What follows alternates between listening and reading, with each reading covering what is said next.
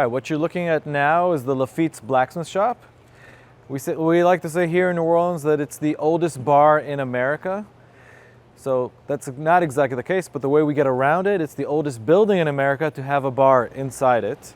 So it's more or less built around the 1770s. Remember, I just had spoken about the brick between posts. You can see it restored over here with that brick between the posts. This is the legal front of a very famous pirate we had over here. His name was Jean Lafitte. And Jean Lafitte and his brother Pierre Lafitte, they were terrorizing Spanish ships in the area. Later, when we became American, they were terrorizing American ships. And the guy who mostly did not like Jean Lafitte was William C.C. Claiborne. He was the first American governor after the Louisiana Purchase.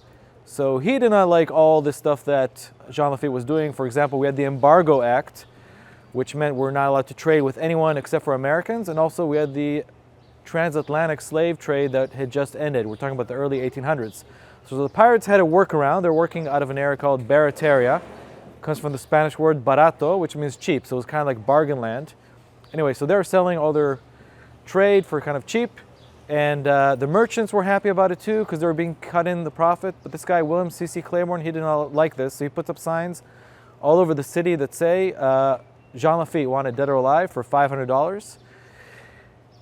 The pirate was not very impressed, so he puts up signs right next to those signs that say Governor Claiborne wanted dead or alive for $1,500. This kind of went back and forth for a little while. Everybody was more afraid of the pirate than they were of the governor. This led to, eventually, the Battle of New Orleans, 1815. General Andrew Jackson comes over here, and he recruited this ragtag of an American army, including the pirates. The pirates eventually fought with the Americans against the British. All right, so after we had those two fires, they came up with fire codes. That's why the French Quarter does not look like French architecture.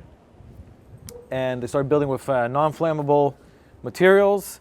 Buildings have to be stuck to one another, so there's no wind tunnel. That's kind of how we have all the courtyards in the back of the buildings. But after all this, they also started with a volunteer fire brigade. So you didn't pay these guys anything, but you could give a donation. If you gave a donation to the fire brigade, that meant your house was taken care of first. So how did they know that you gave a donation? They gave these plaques, like we saw over here.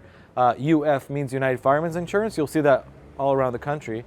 But also, it's kind of the opposite of Passover. You don't want your house to be passed over. You want your house to be put out by the fire brigade. So that's how they knew that you had given a donation to the fire brigade and your house was taken care of.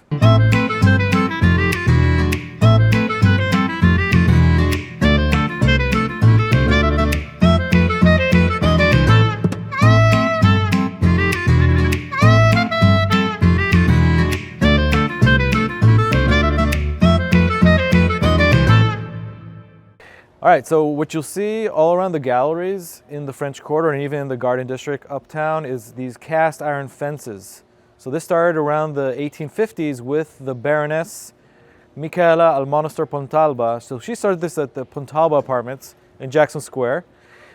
But you'll see this all over, and cast iron basically are these molds, and you cast iron to them, and you can create these intricate shapes. So right over here on my left, on your right, you'll see